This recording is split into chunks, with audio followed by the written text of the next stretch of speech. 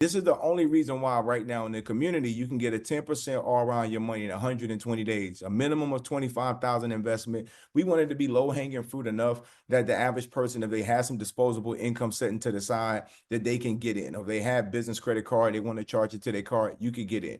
No more than $100,000 maximum, because we didn't want not one person to be able to monopolize on the opportunity and take up that whole 10% threshold, if that makes sense to you guys. My daughter, though I love the coach, I love the HBCU culture, but it's a shortage of about 1,500 bed shortage at majority of the HBCUs across the country. My daughter fell into that threshold. Freshman year, she had housing. Sophomore year, she didn't. Me and her mom and I had to pay an extra $2,500, you know what I'm saying, every single month to give her the right type of housing so she could be comfortable. Thank God her grades got better, and she was more comfortable and secure. So for me, that was a real life case study to be able to see when you put your children in a good, safe environment in college, they actually perform better, right? They're in a better position to do better.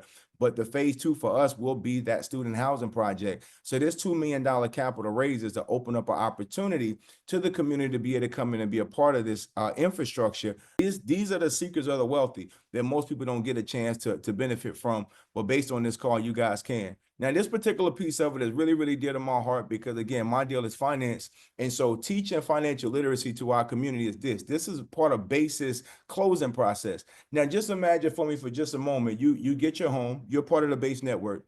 Now, when we go to the closing of the deal, we have that property deeded to your LLC. Why do we say that? Because I believe you should do all things in the name of business. The United States of America is not a country, it's a corporation. And so based on it being a corporation, you should do everything in business. So that deed is now put into the LLC. What do you do from there? Now you put in a limited liability corporation. You take that LLC and you put it inside of a trust, an irrevocable trust. What do that do now? Now you're in a situation where that property is owned by that business and that business is now owned by the trust. What does that do to you? It separates you from all liability, separates you from the taxation of it, separates you from divorce, lawsuits, and anything else where anybody can take your property, including probate. Hello, that property is over here. So you have access to the assets, but you don't own them. Again, good, sound financial concepts that in the Black and brown community is not taught about. How do you own something and have access to it, but you're not in it? How can you control something without owning it and don't have the liability for lawsuits?